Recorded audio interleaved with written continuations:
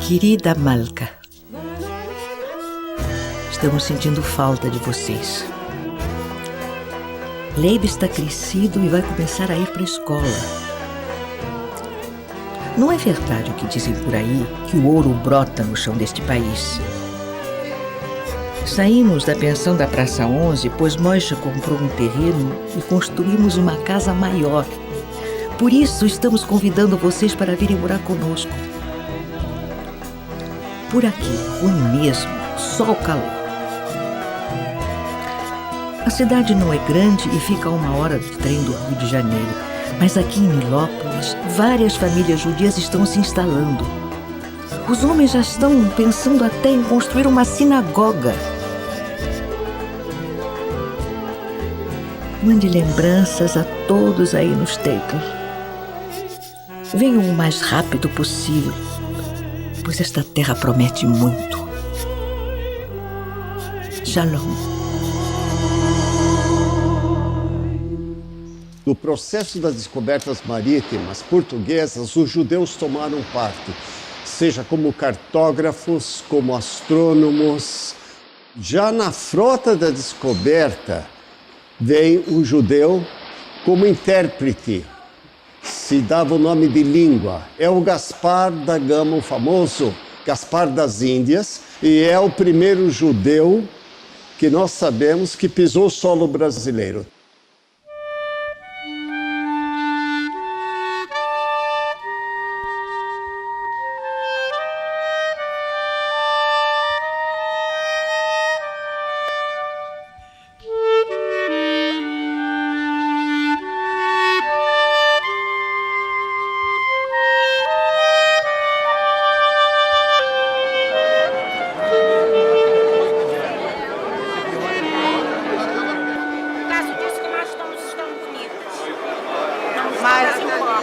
Mas na época, quem era essa?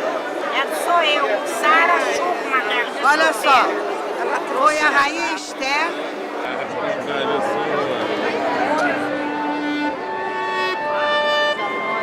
Nilópolis foi o berço que recebeu de braços abertos todos os refugiados. Era um klein state, como se chama em Yiddish, uma cidade pequena, normalmente de judeus. E o povo de Nilópolis sempre foi muito acolhedor nesse país, livre de preconceitos e cheio de liberdade. Segundo meu falecido pai, na década de 20 a 30, lá chegou e já tinha aquele núcleo populacional, um procurando ajudar o outro, dentro da tradição e o espírito judaico, da fraternidade, da solidariedade e do lado humano. Essa é a geração, a 4ª geração de Nilópolis. É a minha filha, que eu sou mãe dela, que a minha avó, eu sou filha dela, e os meus avós que chegaram imigrantes da Polônia e foram lá e começaram com um bar, com botiquinha, né? E foram crescendo. Bem, esse é o prospecto que eles distribuíam no centro do Rio de Janeiro, aqui na Praça 11, de todo o loteamento, né, para que eles pudessem escolher os seus lotes, e uma propaganda aqui, já com algumas fotografias e tudo. Esse é um prospecto de 1913 e que foi usado durante muitos anos como propaganda de venda do terreno, dos terrenos da Fazenda São Mateus. Nilópolis teve a sua origem aí, na Fazenda São Mateus, fundada em 1635. No caso da colônia judaica, eles sempre escolhiam as terras mais altas para evitar inundações, era uma região de baixada, e particularmente uma rua, a Rua General Meno Barreto, né, que ficou conhecido como a Rua dos Judeus. Bom, a primeira metade do século XX viu a chegada de vários imigrantes europeus no Brasil, portugueses, espanhóis, italianos, dentre eles os judeus, que chegaram aqui principalmente nas décadas de 20 e 30. depois que os Estados Unidos fecharam a fronteira para a imigração em 1924. Primeiras instituições começam a se sedimentar justamente a partir da Primeira Guerra Mundial. Esses judeus, eles eram fundamentalmente judeus do leste europeu, da Rússia, Polônia, Romênia.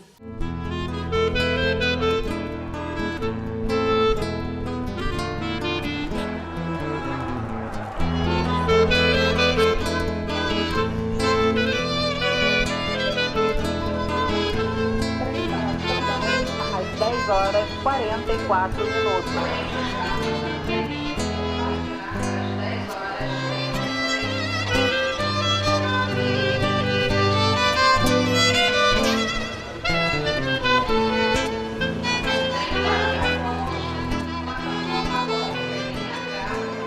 Ai, tá calor. Sem ar-condicionado, sim.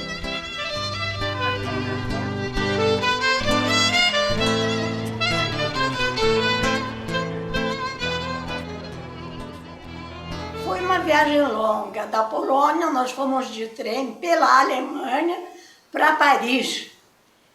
Em Paris, recebemos comida de uma organização judaica, naquela época, americana.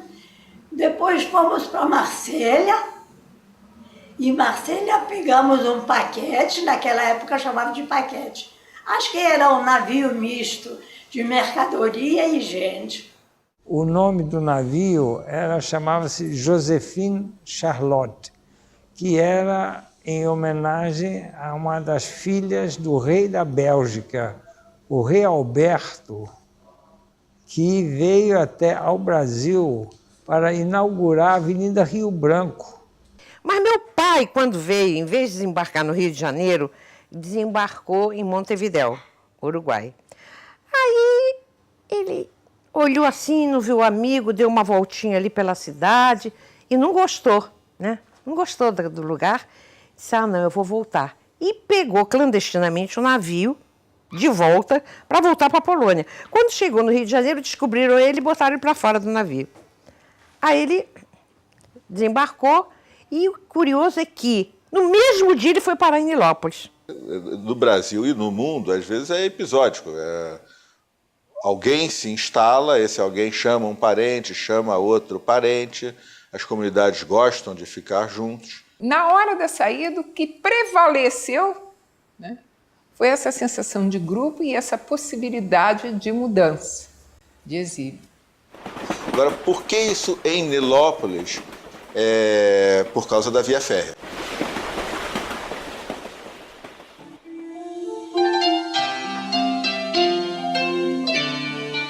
Chegamos no Brasil de madrugada, no dia 4 de abril de 1935.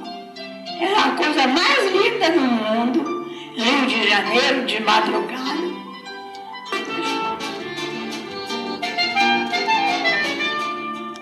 Pelo fato de ler e de dominar a língua, então eu cheguei até o Rio de Janeiro para visitar a biblioteca Scholem Aleichem, que nos seus anos iniciais, desde 1915, polarizava a vida intelectual dos imigrantes. E a grande biblioteca em Yiddish é que me serviu de fonte. Lá encontrei o primeiro exemplar do Nae Heimen, do Adolfo Kishinevsky. E aí eu fiquei surpreso de que o livro, em 1932, foi editado em Linópolis. Me vendo aqui de talita, não penso que eu vou fazer uma reza, não vou não. Eu vou, isso talvez representa aqui o simbolismo, mandaram eu colocar. Vou tirar para contar a história do homem das mulatas aí. Não consegue, porém, lembrar-se como veio parar aqui, nessa tão longínqua e esquecida cidade, que está situada na região noroeste do Brasil, a centenas de léguas do Rio de Janeiro. De repente se lembra de como aqui desembarcou no navio, como se encontrou com seus conterrâneos e como eles lhe contam sobre suas maravilhosas conquistas. Um dia nós fomos todos para Nilópolis. Todos fomos para Nilópolis. E 6 meses depois, minha mãe chegou. Ele juntou dinheiro, mandou dinheiro para ela e ela veio de navio. Acho que levava mais de um mês, né, a viagem, chegar até aqui. E ela ficou muito decepcionada quando ela chegou no porto do Rio, que depois ela veio para Nilópolis. Nilópolis, naquela época, era uma cidade sem luz, era uma cidade realmente quase que rural, eu diria. Era a roça, eu me lembro assim do boiada passando na rua.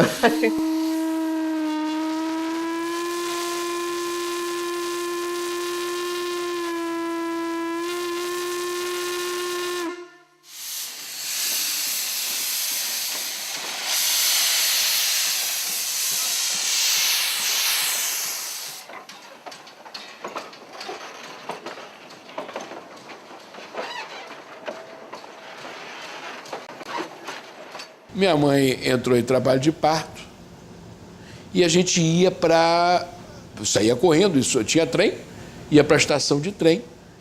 E ela começou a ter contração em trabalho. Tinha não me lembro o nome dele, era um sapateiro, que tinha uma sapataria lá em cima da Mena Barreto.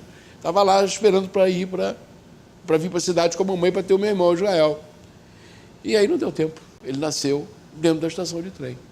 Eu nasci na estação de Nilópolis. Na estação de trem de Nilópolis, na Central do Brasil. Sou ferroviário. Eu até pensei que ele fosse ser maquinista, mas não acabou médico também. Meu nome era Malca Taiba. Se eu fosse fazer carreira agora, se fosse 40 anos atrás, eu não poria Teresa Raquel, poria Malca Taiba. Eu conheci Teresa Raquel no grupo teatral do Cabiras. O Clube dos Cabiras era um clube da juventude judaica da década de 50, final da década de 40, 50. Ele era apaixonado por mim, né? E o Maurício Sherman. Então a gente saía dos bailes, Maccabi, que ficava ali na cidade. Mas aí eu ia acompanhar a Teresa, né? Lá para Nilópolis. E o pai dela, em geral, ficava lá na estação esperando, né? E eu não podia ir lá para Nilópolis sozinha, né? A gente tinha 16 anos nessa época. E aí ele, que morava em Niterói, ia para Nilópolis, era só trem nessa época, né? Não tinha esses ônibus. Às vezes eu saía da casa dela lá em Nilópolis, 2 da manhã, 1h30, ia para a estação de Nilópolis, esperar o trem. Às vezes era só eu que vinha no trem, eu e mais um bêbado, etc. Tal. Aquela época era uma época tranquila. Ia para lá, me levava e depois voltava para Niterói. Acho que devia ser umas 5 da madrugada, ou 6. Eu sempre brincava com ela, disse, olha, eu chegando em Niterói, lavo o rosto e volto para cá para te pegar de novo, né?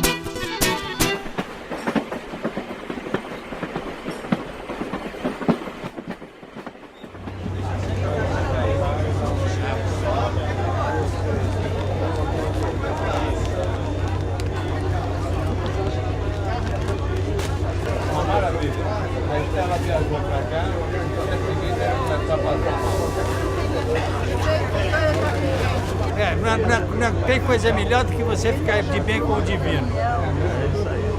Tem que ficar, né? Não tem jeito. Isso é um privilégio. A Torá era uma transmissão apenas oral. Depois do Segundo Templo, qual que é do Segundo Templo, né? O que aconteceu? Eles transformaram em escrita. Então, o povo judeu tem, né, algo que o sustenta em torno, mesmo quando não se é judeu religioso, porque também é um código de ética que você passa aos seus filhos. Apesar das carências, ou por causa delas, não foram poucos os que se dedicaram às atividades culturais e intelectuais. Muitos foram jornalistas e escritores, expressando-se em Yiddish. Um exemplo importante é o de Adolf Kishnevsky. Era feita uma régua com uma beirada. Ali ele montava os tipos. Ali ele montava. Depois, então, ele pegava uma esponja, uma espécie de esponja, né? Passava na tinta, passava no... Isso eu me lembro. Passava nos tipos, botava o papel em cima e imprimia. Em casa.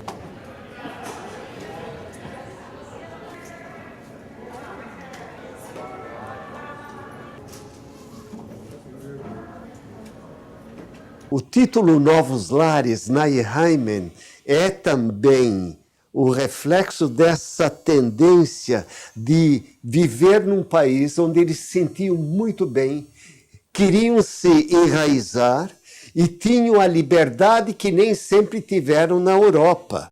Ele era muito desligado, ele estava mais voltado para o mundo dele. E respiraram uma liberdade imensa quando chegaram em solo brasileiro. Eu olho para você e vejo uma dimensão de gerações maravilhosas. É muito raro.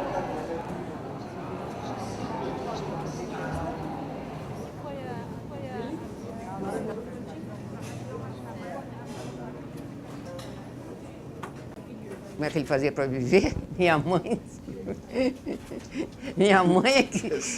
é que governou com mão de ferro.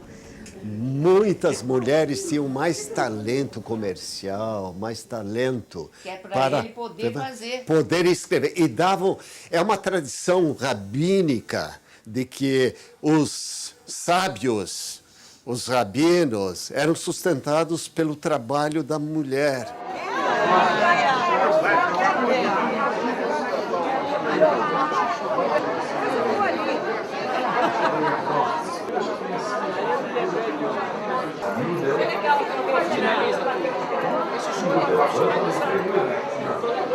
E eu tenho uma história parte de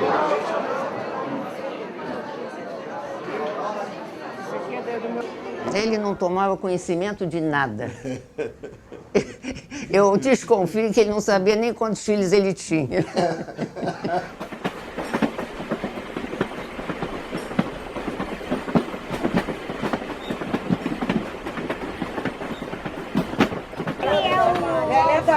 Ele é o Lelé da Cuca. Lelé da Cuca. É o Lelé da Cuca. Vocês jogavam codinho na gente.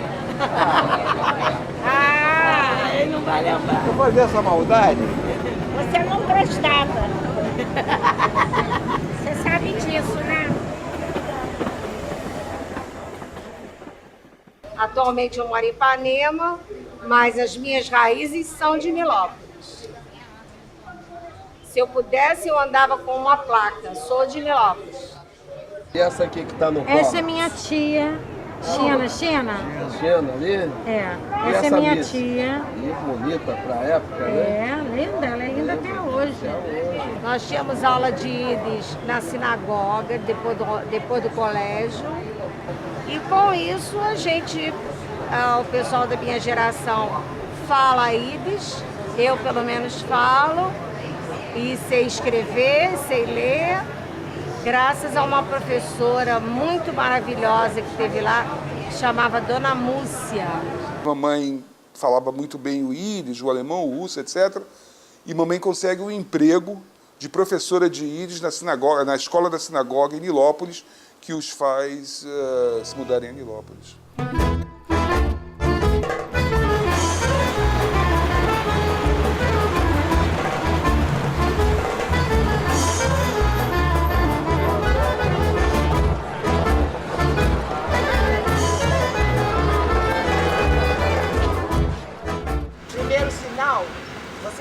direita? Shalom. Como vai? Muito prazer.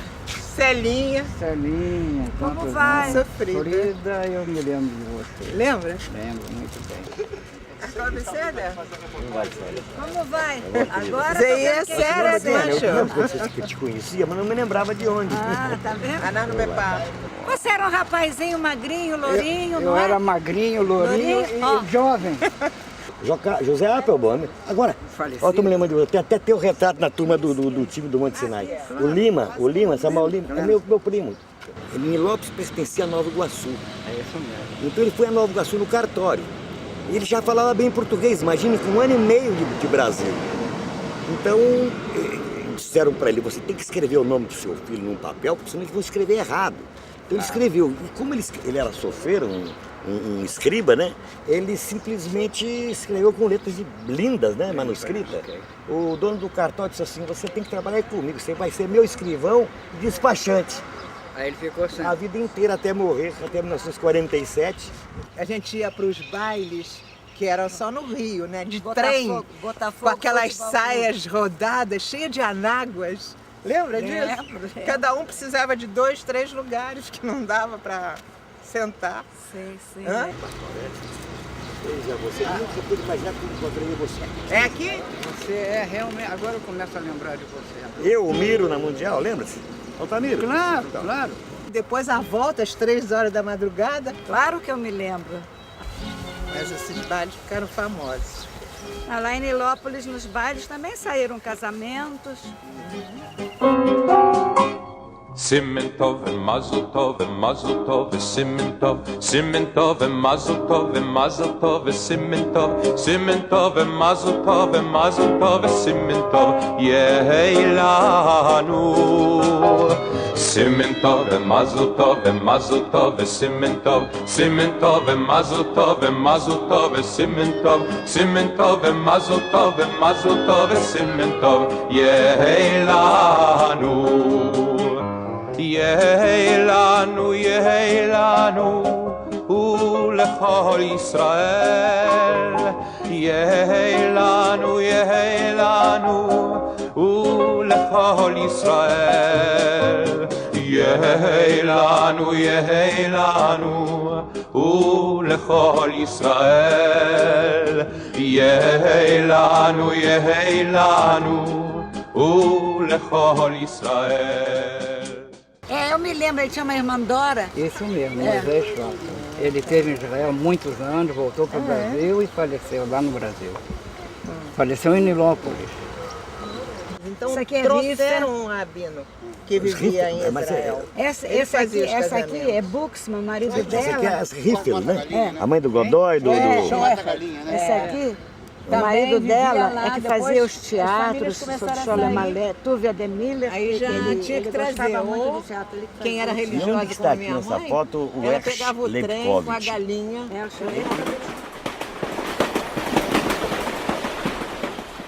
Como todo bom nilopolitano daquela época, a gente jogava nossas peladinhas em qualquer terreno baldio que tivesse, E que ali eu comecei com 14 anos e meio de idade, jogando futebol no primeiro time do Central de Nilópolis. O Moisés, o Mush judeu, jogava muito bem e jogava comigo no Nova Cidade. Eu também jogava muito bem no primeiro time, o Mush jogava muito bem também, judeu. Ali na Mena Barreto. Moisés, mas chamavam ele de Mush. O problema maior resulta nesse lado em que os pais fazem as pressões para que os filhos sejam médicos, cientistas, advogados e profissões liberais outras. Então, eles sofrem uma pressão muito grande de casa. Minha mãe, ela era contra que eu fosse jogador de futebol.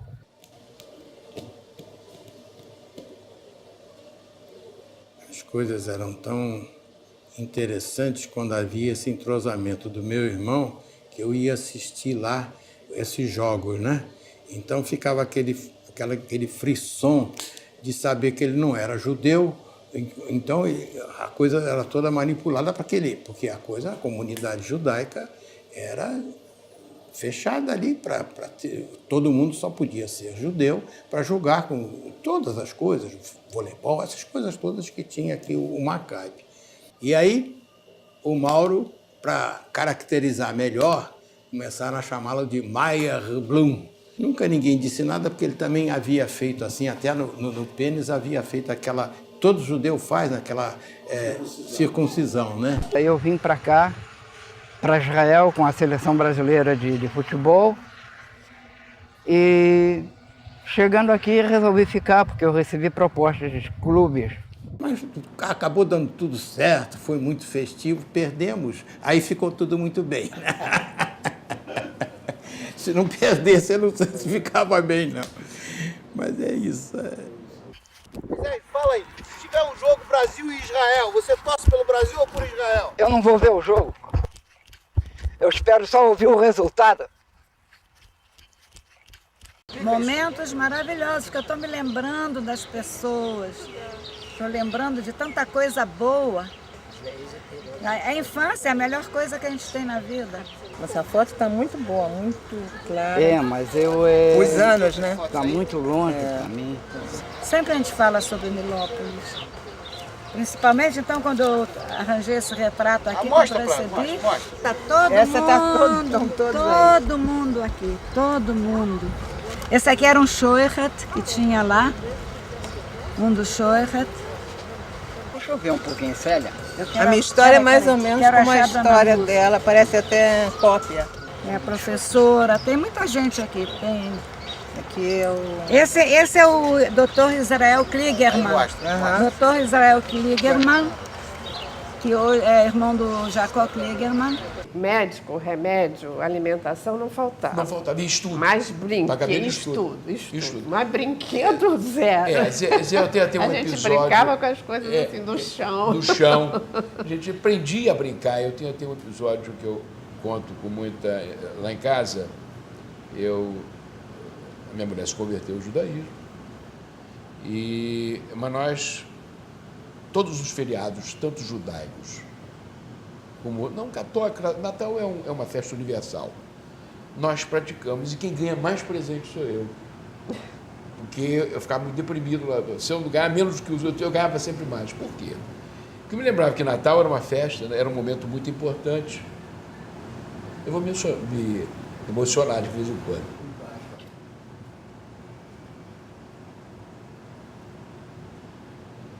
Em Natal eu botava o sapatinho na janela, isso também eu não... Exatamente. Eu não consigo entender por quê. Porque eles não acreditavam. Não acreditavam. Né? Mas a gente botava, e eles incentivavam e diziam que Papai Noel existe. Eu nunca consegui entender isso. Dá uma interrompida, que eu vou ter que dar uma enxugada aqui, né?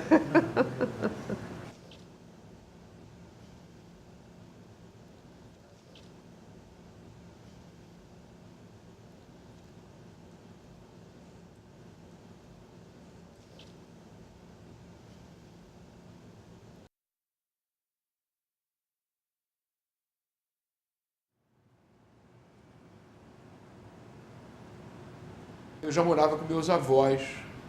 Nessa época, a mamãe tinha morrido. E eu morava com minha avó. A gente colocava, eu e meu irmão, Israel, colocávamos o sapato na janela e não via nada. E ficava numa depressão enorme. Porque todo mundo ganhava, as crianças, os mais pobres. Eu ganhava uma bonequinha de celulóide desse tamanho. Nem isso ganhava, porque eles não entendiam aquilo, entendeu? Então, agora, até hoje, na árvore lá em casa, que faz tudo, né? O Kippur, Rosh Hashanah, Natal, coisa universal. E eu ganho presente para burro. Você bota teu sapatinho lá? Não boto sapatinho, agora boto sapato italiano também, né? Tinha inveja da história que vinha o Papai Noel e a coisa. Mas meu pai dizia que não era nosso feriado, que o nosso feriado era Hanukkah, que calha justamente com o Natal.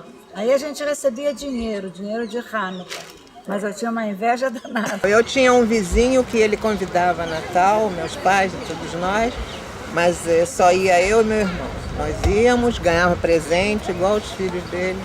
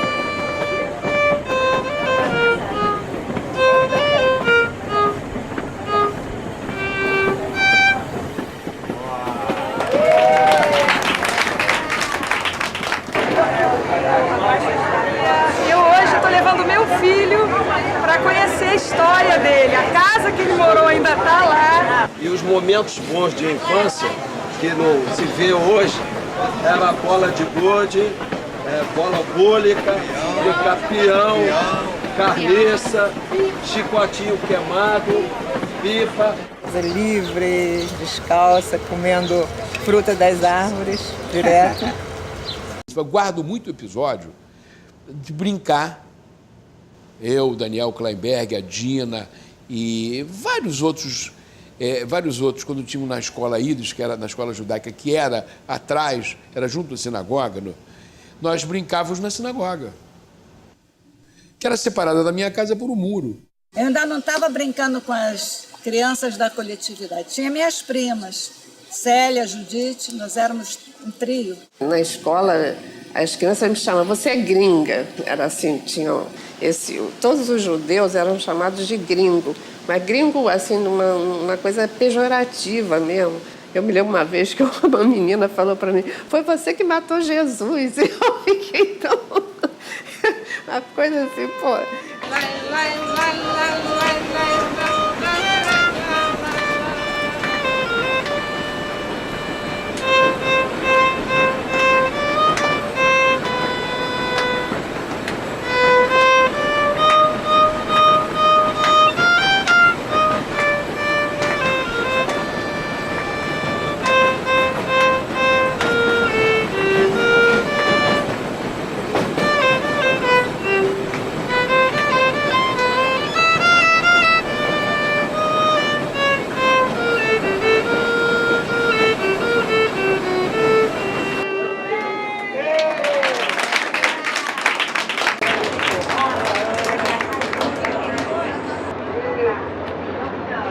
Muito obrigada. De coração mesmo. Porém, uma coisa Leibler não podia entender. Por que é que seus amiguinhos brasileiros, quando brigam com ele, o chamam de russo e prestamista? Saber ele, bem sabe, que é um menino judeu. Sabe que não se chama russo e prestamista é denominado quem vende a prestação. Ele, Leibler, saía de fato com um pacote pelas ruas vendendo a prestação. E daí? Isso era alguma vergonha? Na década de 40, os jovens trabalhavam com seus pais nas lojas. E eu trabalhei nessa loja de móveis toda a minha infância. Eu entregava os móveis, né? Eu estudava e ficava na loja. Com 11 anos eu comecei a trabalhar na loja do meu pai. Eu tomava conta da loja quando eu tinha 9, 10 anos. Tinha o Jacó, que tinha uma casinha, uma lojinha de joias na Mena Barreto. Eu tomava conta quando ele ia almoçar. Ele me dava 50 centavos e eu corria para comprar quibe. Alfaiates, marceneiros, sapateiros. No pequeno comércio ou então na venda à prestação, precursora do moderno crediário, surge a figura típica do cliente chique.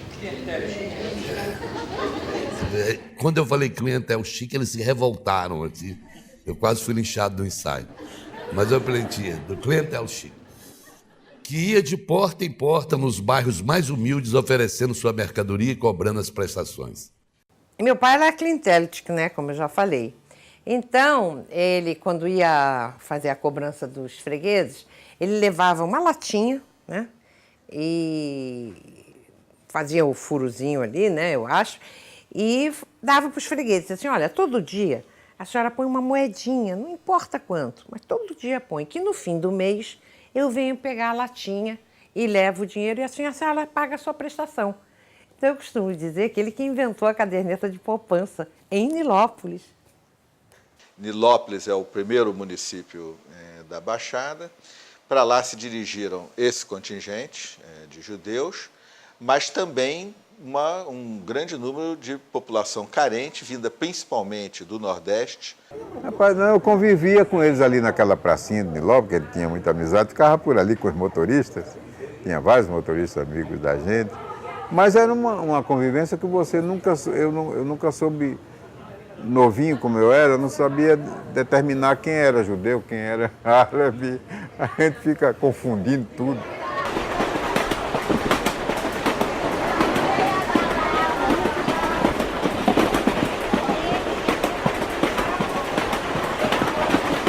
Nós saímos de Bom Sucesso para Nilópolis. Eu nasci em Bom Sucesso, eu nasci na rua Clemenceau. Mas o forte aqui era a Marinha. Pessoal que de Belém, de Corumbá, Mato Grosso, vinha muito morar aqui, né? Meu pai era oficial da Marinha, meu pai é vivo ainda, está com 97 anos. Ele que pertencia ao tipo dos clientélticos que sabem como fazer um freguês. E quando ele que se juntava com seus companheiros de trabalho, o único assunto era falar de fregueses e clientela. Ele conta como fisgava um bom freguês e como eles, os fregueses, o tinham em boa consideração. Para Elic, não existia nada a não ser fregueses e cartões. Caso não fosse ele, as Marias andariam nuas e descalças. Você levou muito calote aqui, não? Sempre levo. Sempre levo porque eu não trabalhava com financeira. E papai fazia biscates, como todo judeu que chegava, mais ou menos, né? Fazia biscates, trabalhou na padaria como assistente, trabalhou e eventualmente começou a vender, né, na rua, produtos têxteis, né, roupas, etc., né? Com a bicicletinha dele. Então era uma coisa concomitante. Mamãe dava aula e papai vendia. E o Senhor Deus Todo-Poderoso assim pensa. Fez muito bem em criar a profissão de mascate no mundo e ter eleito a ele como seu Mashiach enviado, incumbido para prover a cada um o que é necessário para a sua família.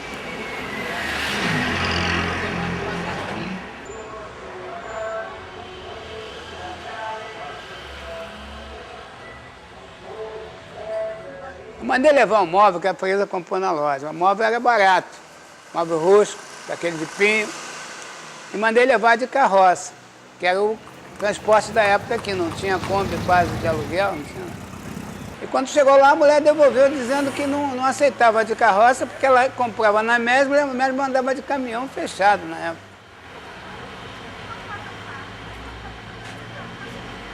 Tive que devolver o dinheiro dela. Ainda paguei o frete da carroça.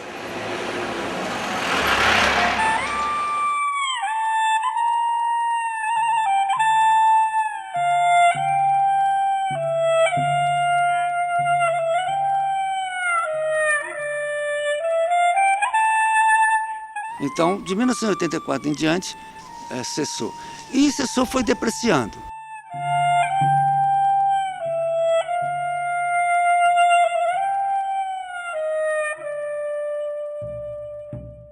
A World Monument Fund, através da Jewish Heritage Program, nos ofereceu um prêmio e com esse prêmio nós vamos fazer pelo menos o telhado.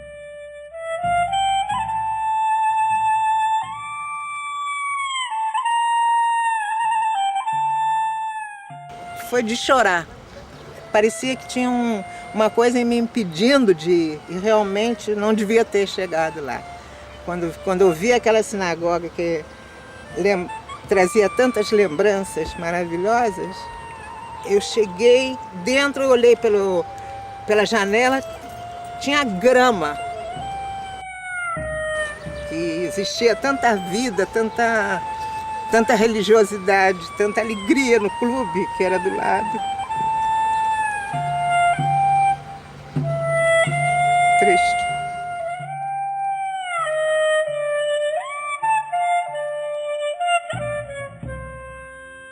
Aliás, nós estamos planejando formar aqui um centro histórico, cultural, judaico, na Baixada Fluminense.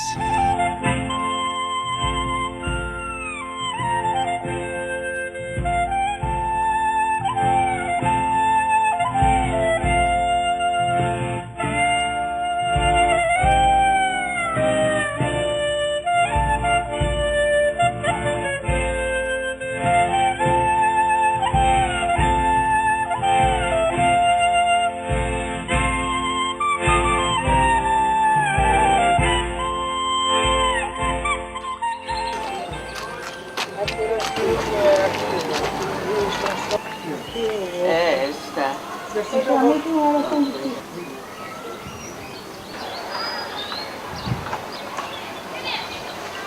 Aqui é opa? É. Pronto.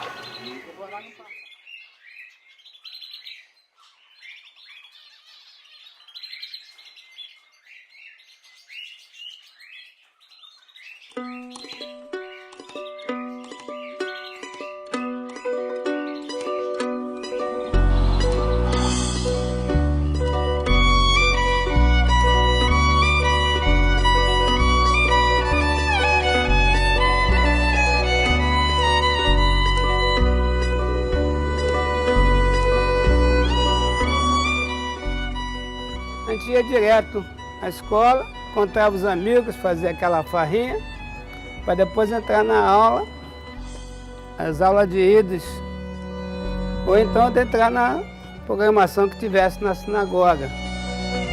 E à noite nós tínhamos as rezas da sinagoga, depois tinha um clube.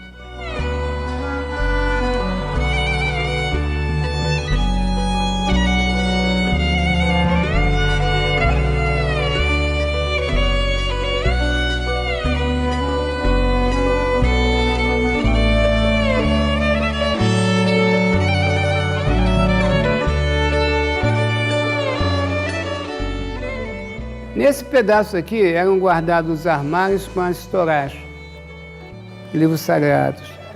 A reza era feita aqui, que havia um balcão inclinado, que deitava-se a torá e todo tipo de reza era feita aqui. Os homens ficavam em volta e na parte de cima, onde tem aquela grade ali, ficavam as mulheres.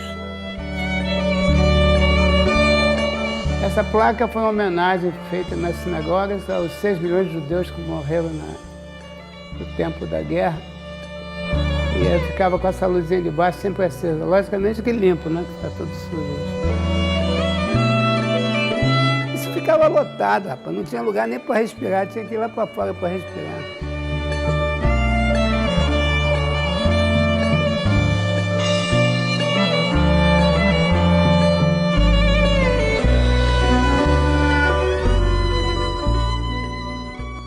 Vinha de fora o cantor, o Hazan, né? E o Rabino também. Fizeram um teatro. Era uma apresentação de quem tinha um dom artístico. Inclusive a Teresa Raquel se exibia aqui, começou aqui. E depois essa parte de cima virou o clube, Maccabi.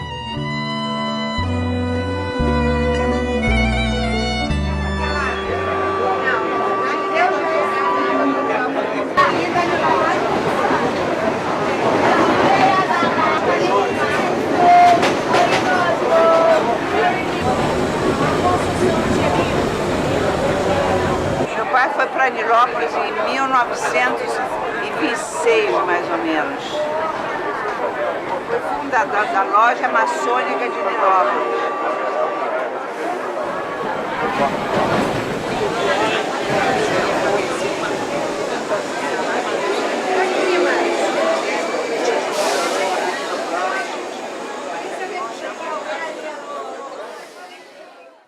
Há no mundo uma certa máquina, entende? Uma máquina que se chama capital. Eu vou fazer você entender de uma forma bem simples. A máquina, ou capital, subjuga as pessoas, até mesmo governos inteiros, do seguinte modo: fecham contratos, porém de tal forma que o contratado tem que romper o seu contrato. Assim, a máquina o prende em sua rede e ele fica para sempre seu escravo. Então havia judeus religiosos, havia judeus socialistas, havia judeus comunistas, havia judeus sionistas, havia uma pluralidade de opções político-ideológicas e religiosas muito grandes. O meu avô é um homem de preocupações políticas, sociais, muito fortes. Ele andava combiladinho, na época do Partido Comunista, em 1945, eles venderam, 45, logo depois da Segunda Guerra Mundial, houve um fortalecimento muito grande do Partido Comunista e eles vendiam medalhas do Prestes para angariar fundos. O grupo, meu avô fazia parte e andava com... Meu pai era super simpatizante. Todos.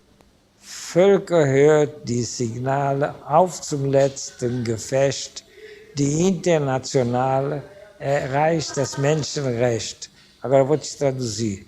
Povos ouçam os sinais, avante para a última luta.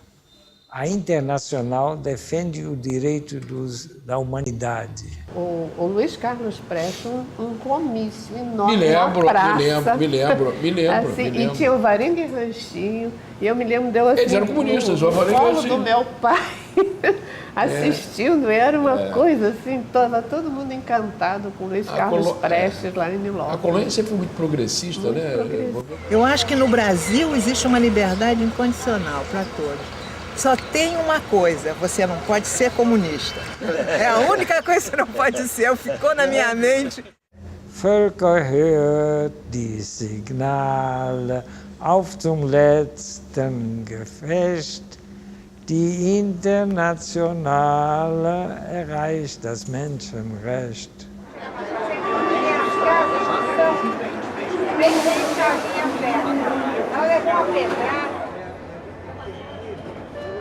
Atenção, os clientes interessados aos trens para o Armão Santa Cruz já se encontram.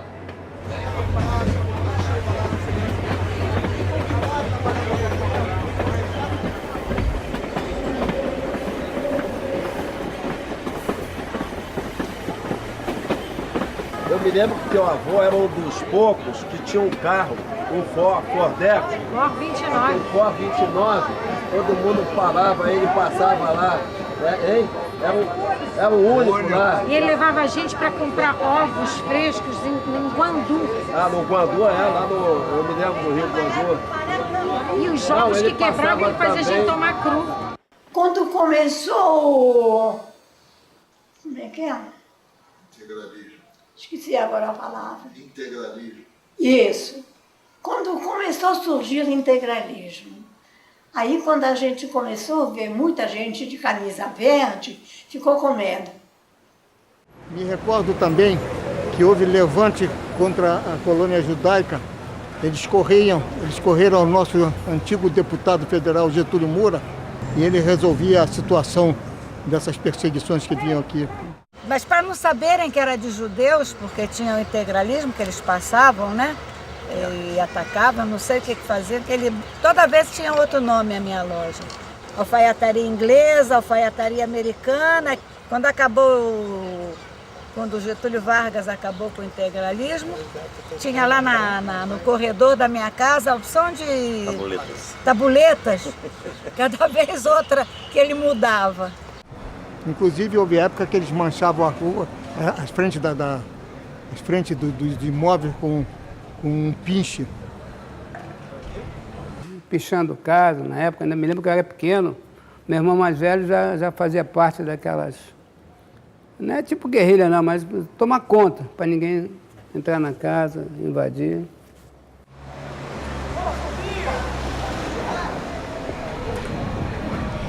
Eu me recordo quando aquela estrela foi feita.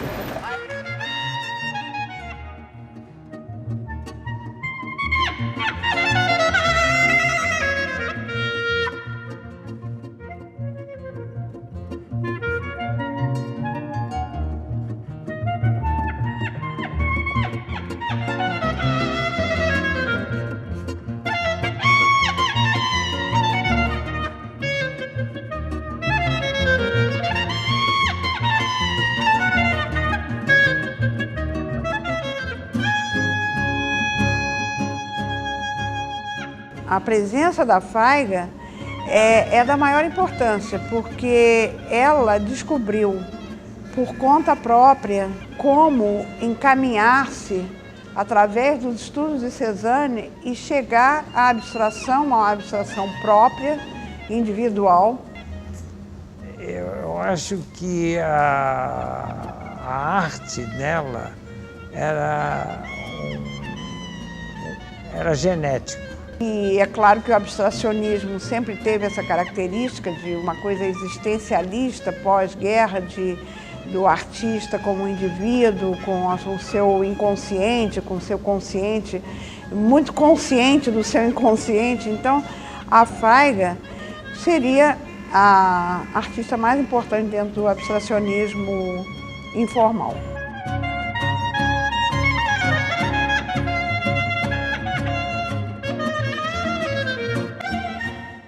Mas ela nunca falava dela. Ela dizia que o trabalho dela tinha que falar por ela. No navio, ela pegou um caderno e um lápis e começou a desenhar os componentes do navio. E o pessoal começou a se encantar com essa menina de 11 anos desenhando tão bem. Eu me lembro da minha mãe sempre trabalhando muito, né? E a visão que eu tenho do trabalho de arte é um trabalho muito físico. Eu via ela limpando matrizes, rodando a prensa, sempre uma coisa de muito esforço físico mesmo, né?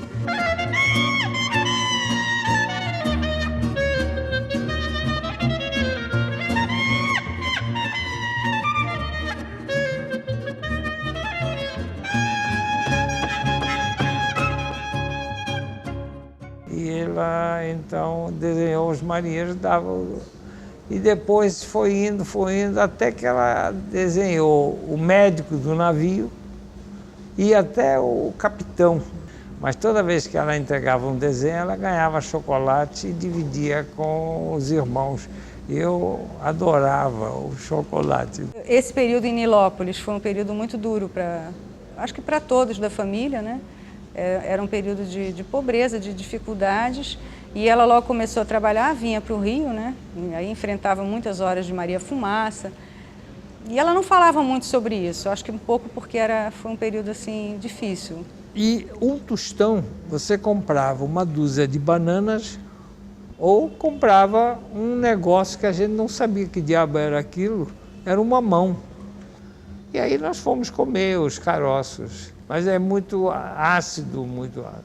Então, papai achou que nós tínhamos jogado fora dinheiro e levamos com licença da má palavra, uma esculhambação daquelas em regra.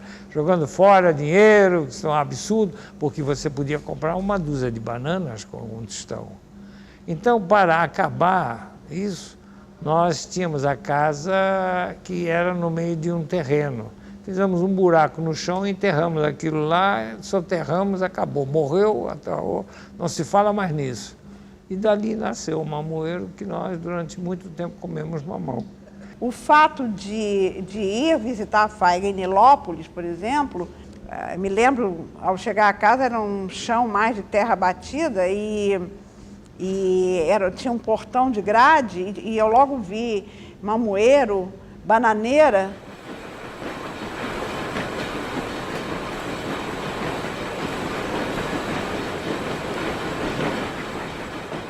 E viva Nilópolis e viva o nosso Brasil!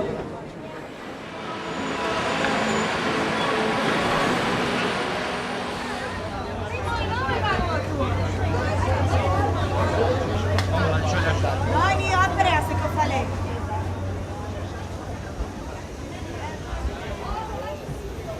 Eu tô com isso, que eu não sei. É meu. O que a Suzana não veio?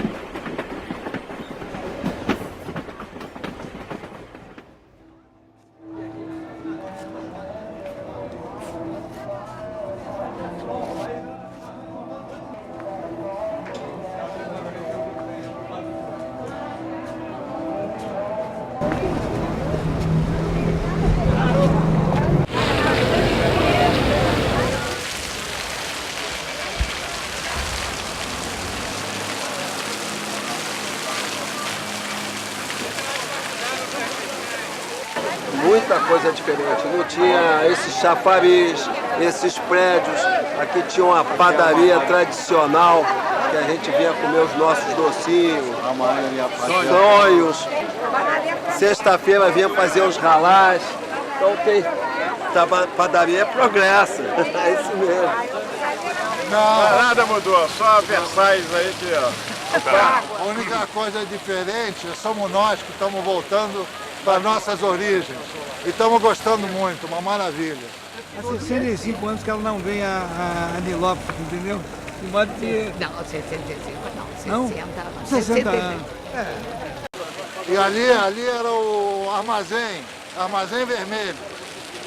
Uma mercearia que tinha de tudo, feijão, arroz, era essa esquina agora aqui. É bom que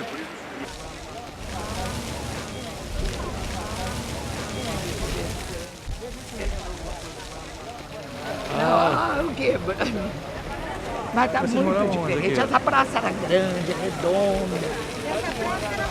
Era maior, era.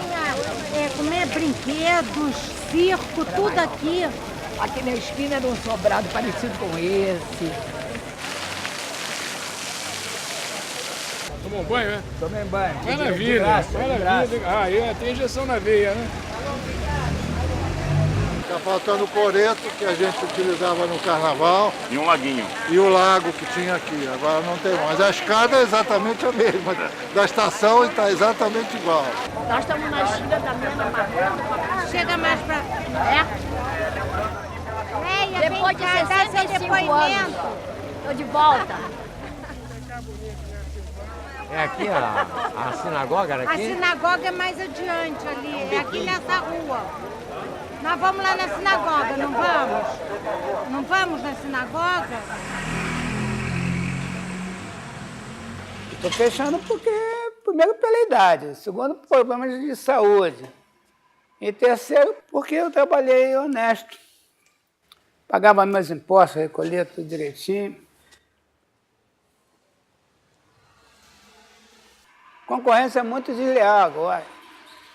Porque cada firma dessa aí dá um prazo que você não, o cara não eu vendia televisões usadas por 100, 150 reais.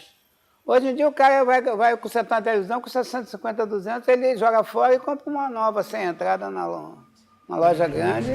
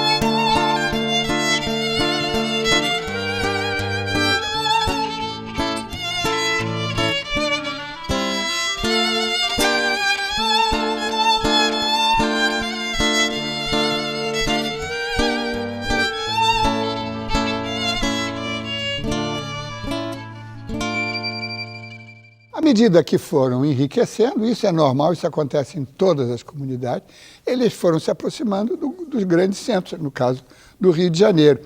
E isso aconteceu não só em Nilópolis, mas aconteceu também com outros subúrbios, onde haviam grandes comunidades, Meias, Madureira, e em São Paulo a mesma coisa também.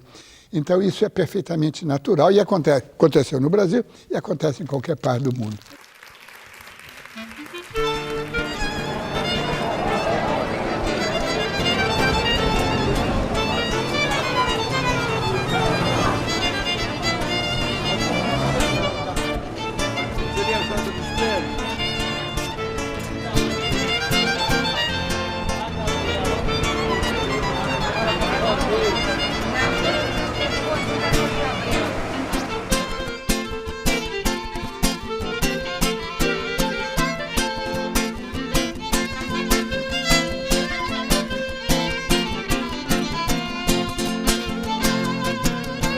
Seria a Santa dos Prédios.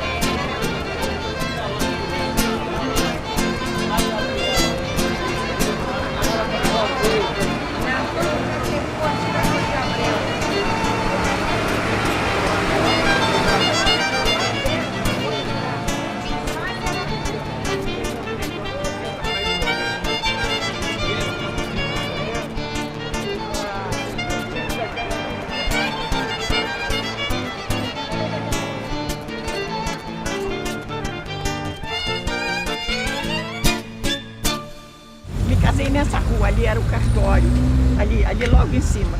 Depois desse prédio de esquina era o cartório.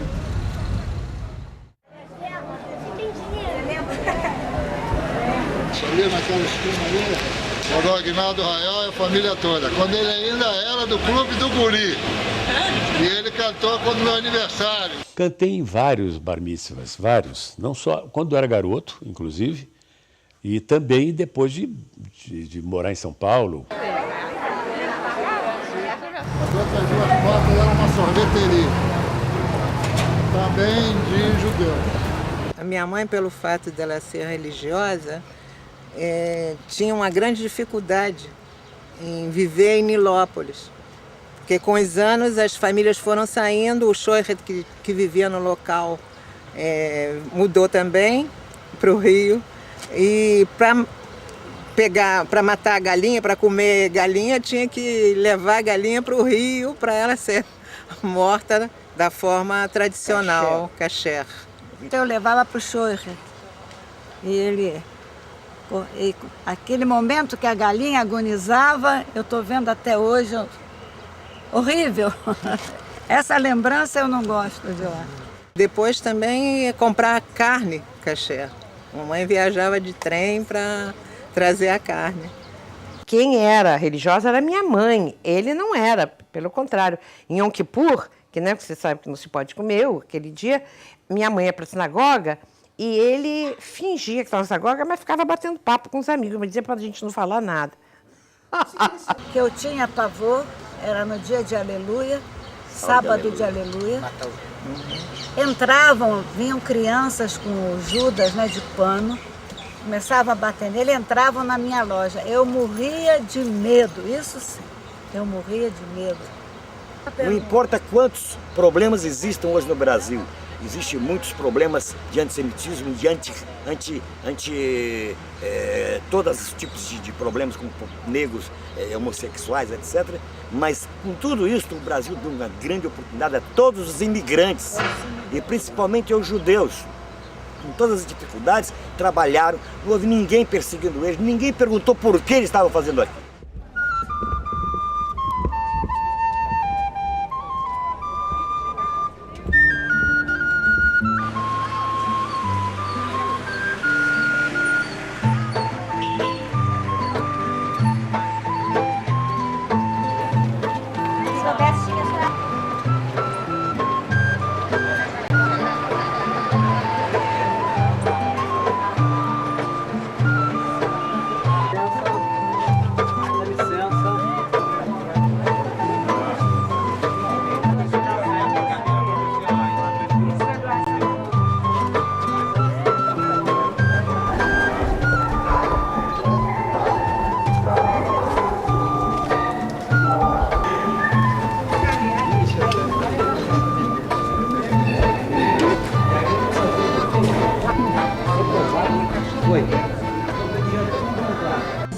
Nunca me... Ai, isso era enorme na minha cabeça.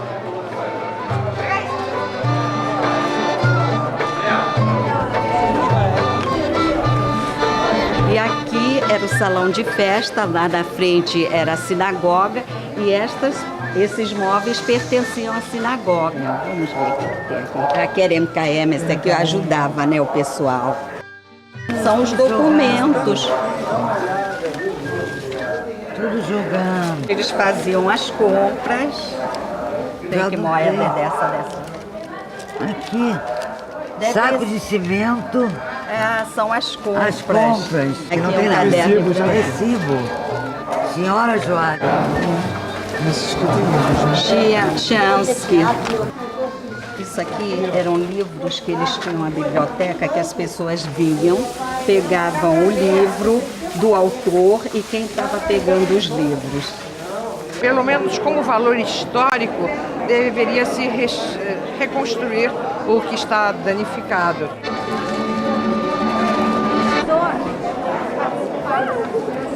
Triste de ver isso, porque a gente vê que as pessoas nasceram, cresceram e nessa condição não tem.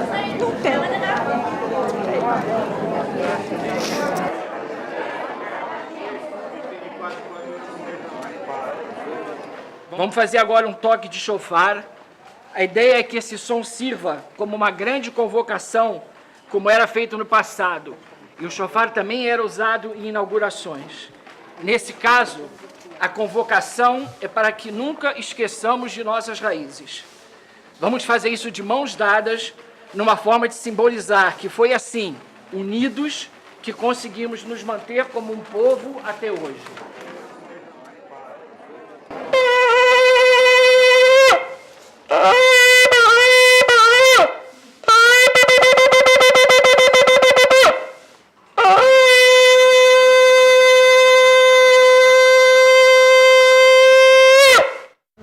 judeu nunca perde a sua de ser judeu.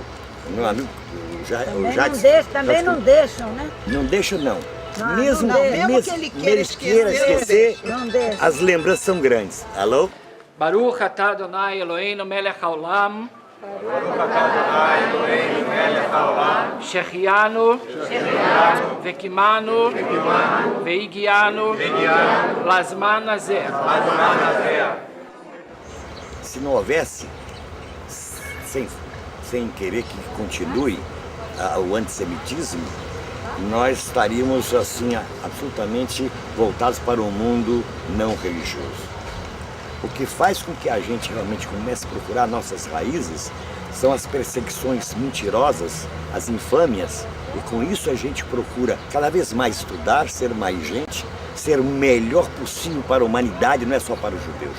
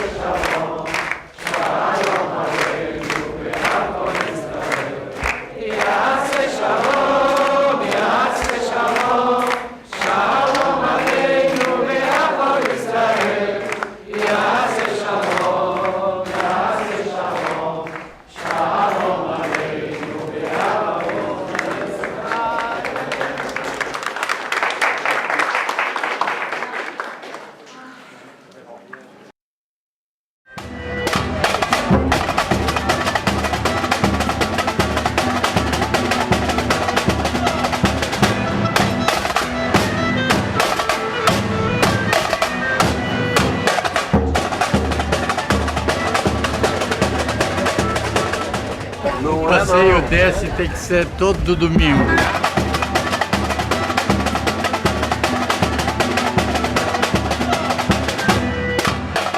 E a relação entre judaísmo e carnaval é uma relação que seguramente incendeia a imaginação, né?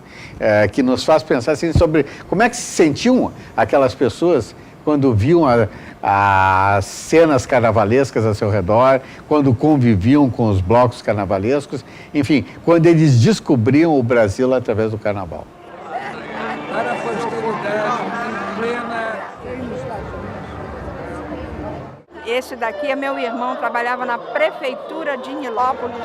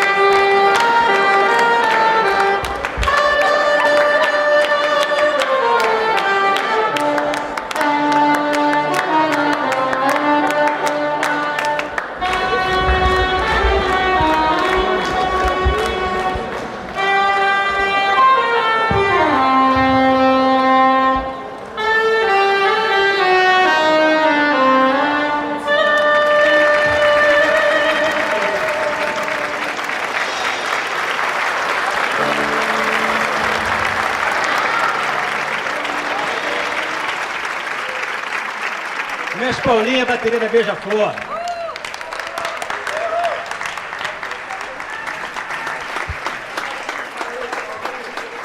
eu me sinto envaidecido e orgulhoso, não só por estar com essa equipe minha, mas toda a bateria da Beija-Flor, honrando o nome judaico, tá?